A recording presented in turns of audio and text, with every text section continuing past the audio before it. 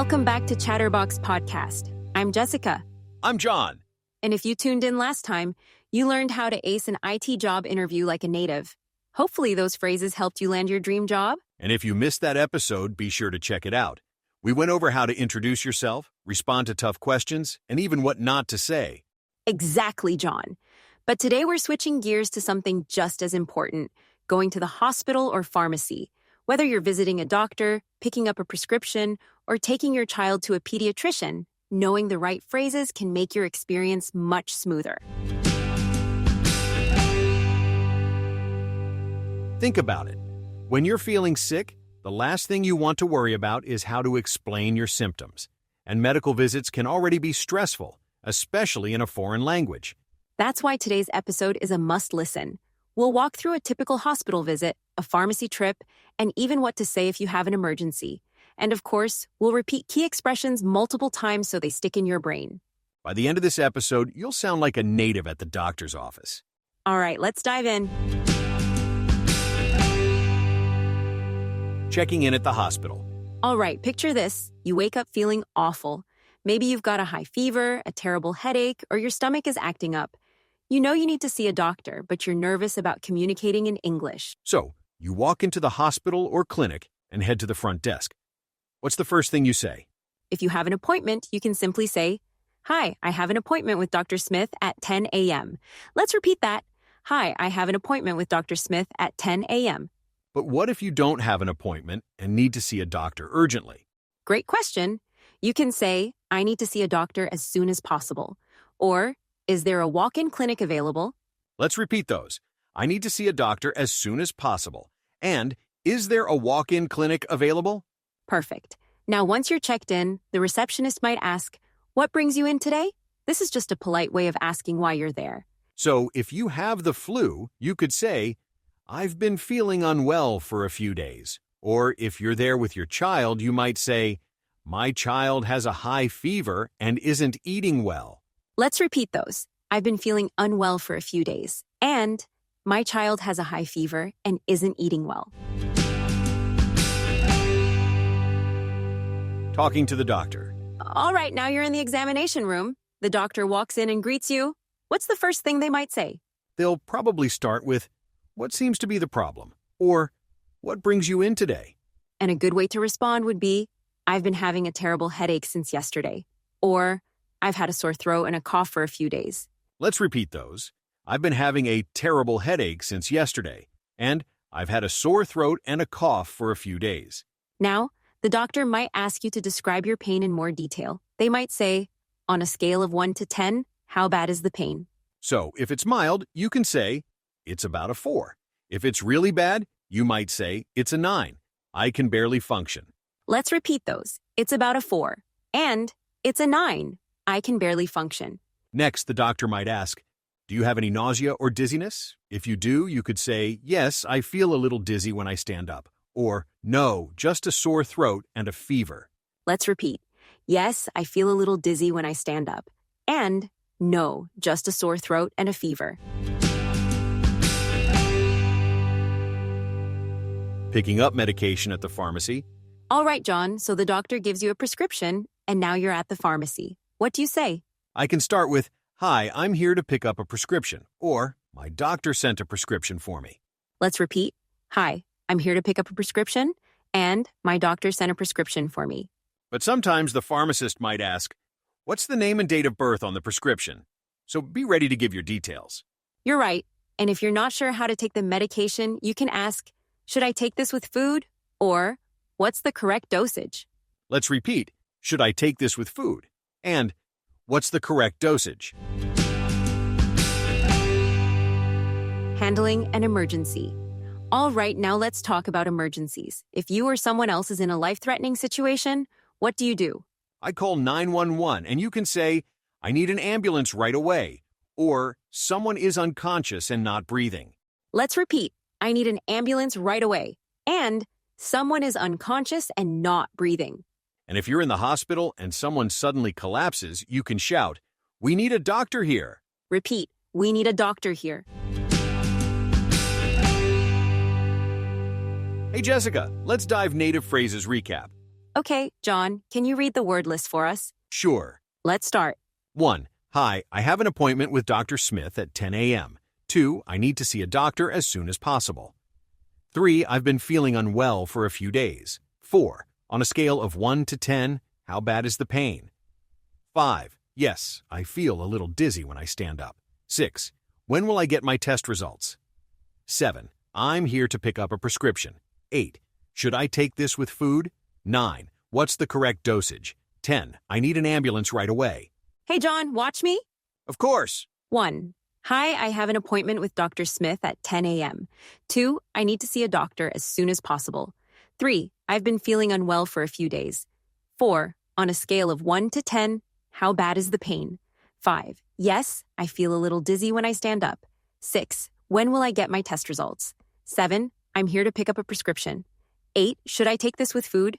9. What's the correct dosage? 10. I need an ambulance right away. Do you know this? What? It gets even better. We have a smoother and alternative version of the episode as well. Wow, great. Let's talk about it. Sure, Jessica. The first thing you're likely to encounter is the front desk. Now, if you've got an appointment, start with something simple, like, Hi, I have an appointment with Dr. Smith at 10 a.m. Clear and straightforward. Let's repeat it together. Hi, I have an appointment with Dr. Smith at 10 a.m. And if you're heading in for an urgent issue and don't have an appointment, you can say something like, I need to see a doctor as soon as possible. Or, here's another one.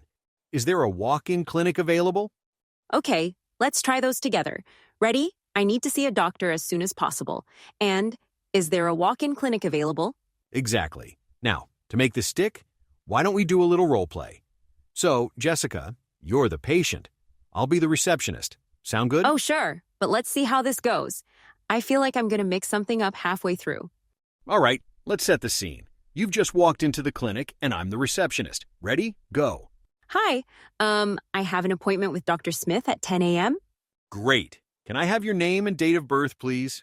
It's Jessica Porter, June 12th, 1992. Perfect. You can have a seat, and the nurse will call you shortly. Woohoo, nailed it. Now, okay, let's try me as a walk-in patient without anything booked. Go ahead, your turn. Hi, I need to see a doctor as soon as possible. Is there any availability right now? Okay, great. Pause here for a second. Did you hear how she stayed polite and direct? That's the key. No need to overcomplicate it.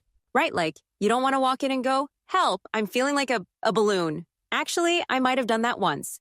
True story. Wait, what? A balloon? Yep, I don't even know where it came from. I was just so flustered, I didn't know how to explain I was bloated, so balloon it was. Never lived that down.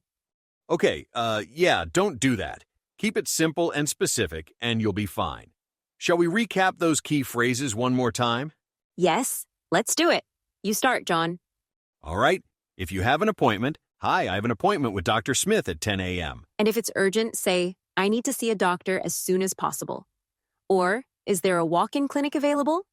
Practice those phrases, and you'll feel so much more confident walking into a clinic. Trust me, it makes such a difference. All right, so you've made it through the front desk. Woohoo! Now you're in the examination room and the doctor walks in. They ask you, what seems to be the problem? Here's where it can get interesting. Time to explain your symptoms clearly. And hey, let's avoid any balloon analogies this time, okay? Exactly. The goal is to be clear and specific without overthinking it. For example, if you've got a pounding headache, you could say, I've been having a terrible headache since yesterday. Or if it's multiple issues, something like, I've had a sore throat and a cough for a few days.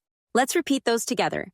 I've been having a terrible headache since yesterday. And I've had a sore throat and a cough for a few days. Got it? Good. Now, here's something you'll likely hear.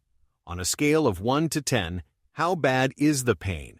This is where you need to give a number to describe how much it hurts. If it's mild, you might say, it's about a 4. But if it's really awful, you could say, it's a 9.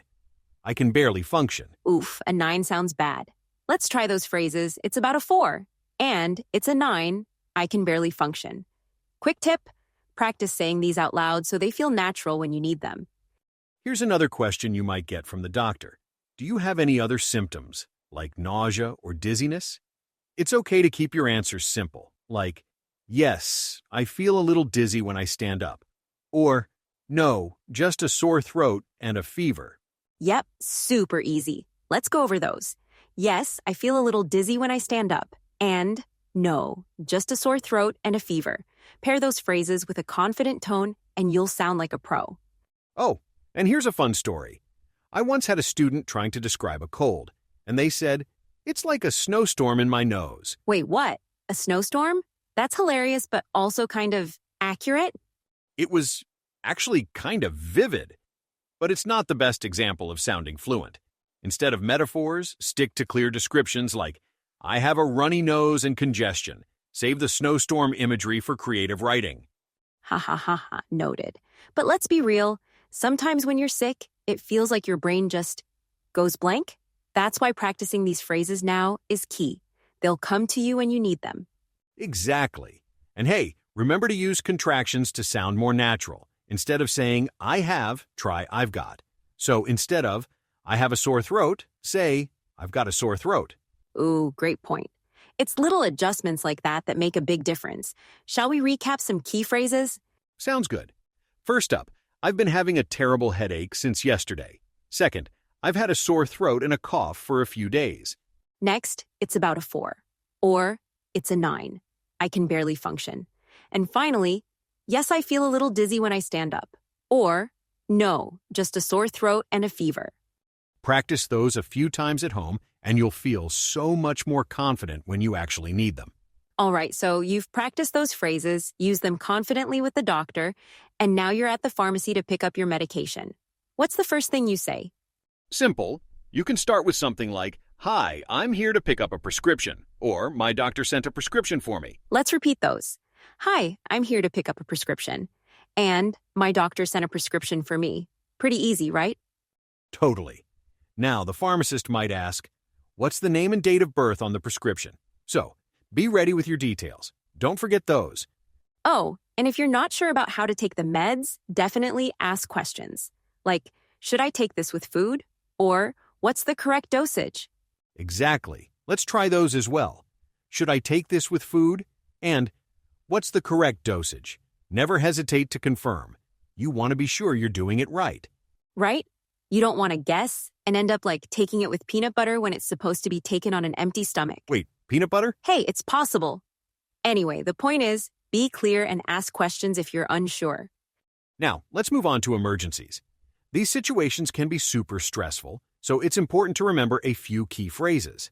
First thing to know, if it's an emergency, call 911 immediately. You'd say, "I need an ambulance right away." Or, someone is unconscious and not breathing. Let's repeat those together because they could save lives. I need an ambulance right away. And, someone is unconscious and not breathing. Perfect. And if you're already in a hospital and something happens, you can shout, "We need a doctor here." Right, nice and loud. Say it with confidence. We need a doctor here. These are essential phrases to know, even if you hope you never need to use them. It's always better to be prepared, you know? Totally. And honestly, the more you practice them, the less intimidating they'll feel. Let's wrap up with a quick tip. Use flashcards or apps to memorize these phrases. I swear by them. Good idea. Consistent practice makes all the difference. You could even try saying these phrases into your phone's voice recorder. Hearing yourself helps reinforce the learning. Love that. And hey, if you're ever in doubt, just listen to this episode again. We've got you covered. All right, that's all for today. Make sure to keep practicing, and next time you're in a pharmacy or handling an emergency, you'll sound like a total pro. Thanks for joining us, everyone. And hey, stay healthy out there. See you next time. A wild night at the hospital. Emma had never been a fan of hospitals. The smell of antiseptic, the endless beeping of machines, and the thought of needles always made her uneasy. But tonight, she had no choice. The sharp pain in her stomach had started as a dull ache, but had quickly escalated. By the time she doubled over in pain, bent forward because of extreme pain, she knew she had to get to the emergency room. Fast. As soon as she stepped into the hospital, she was hit by the usual chaos. Nurses rushing back and forth, patients moaning, and a receptionist who looked like she had seen it all. Emma walked up to the front desk, clutching her stomach. I need to see a doctor, she said, wincing. The receptionist barely looked up. "Fill out this form and take a seat," she said, sliding a clipboard toward her. Emma sighed. She was in agony, but she knew the drill. She knew how things worked.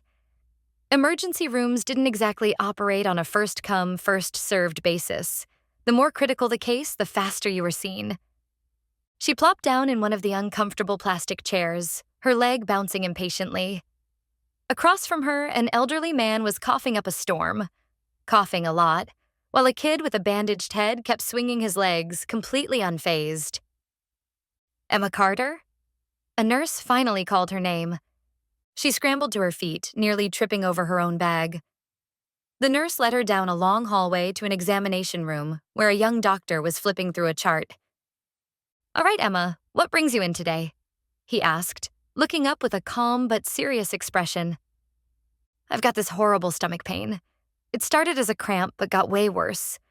I feel nauseous and I almost passed out earlier." The doctor nodded, pressing his fingers lightly on her abdomen. Emma winced as he pressed down on her right side. "Any fever?" "Yeah, I think so. I've been burning up, feeling extremely hot due to fever, all day." The doctor frowned. "Sounds like it could be appendicitis, but we'll need to run some tests to be sure. I'll order a blood test and an ultrasound. In the meantime, let's get you on an IV for fluids." Emma's stomach dropped. She suddenly felt scared. She hated needles, but before she could protest, a nurse appeared, rolling in an IV stand. "Let's find a good vein," the nurse said, tying a tourniquet around Emma's arm. Emma looked away as the needle went in. She felt a little lightheaded, but the nurse was quick. As she lay there waiting for her test results, Emma overheard a commotion outside. "We need a crash cart, stat," a voice shouted. A group of doctors sprinted down the hall, pushing a cart full of medical equipment. Emma's heart pounded. She wasn't in immediate danger, but being in a hospital reminded her how unpredictable life could be. After what felt like forever, the doctor returned with her results. "Good news, it's not appendicitis, just a really nasty stomach infection.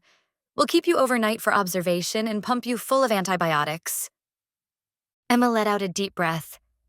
It wasn't great news, but it was definitely better than surgery. As she settled into a hospital bed for the night, she couldn't help but laugh at herself. She had walked into the ER convinced she was dying, and now here she was, sipping ginger ale and scrolling through her phone. Hospitals might not have been her favorite place, but at least tonight she'd live to tell the tale. Native expressions and their meanings in context. Double over in pain. She bent forward because of the extreme pain. Know the drill. She was familiar with how things worked at hospitals. Coughing up a storm. The old man was coughing a lot. Burning up. She felt extremely hot due to fever. Stomach dropped. She suddenly felt scared when she heard the diagnosis. Find a good vein. The nurse looked for an easy spot to insert the IV. We need a crash cart, stat.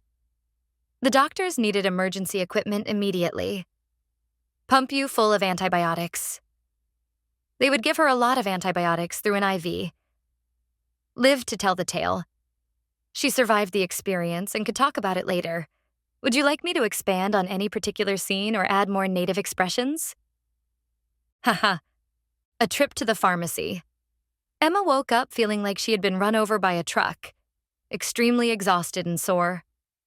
Her hospital bed had been stiff. The constant beeping of machines had kept her up all night, and nurses had come in every few hours to check her vitals. She was beyond ready to go home. After a quick discharge process, she was sent on her way with a long list of instructions and a prescription for antibiotics. Make sure you finish the whole course, the nurse had warned before handing her the paper. Even if you start feeling better. Emma nodded, stuffing the prescription into her bag. She knew the routine.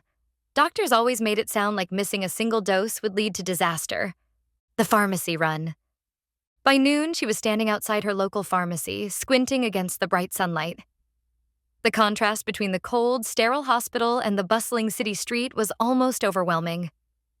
She pushed open the glass door and stepped inside. The air smelled like a mix of baby powder, cough syrup, and hand sanitizer.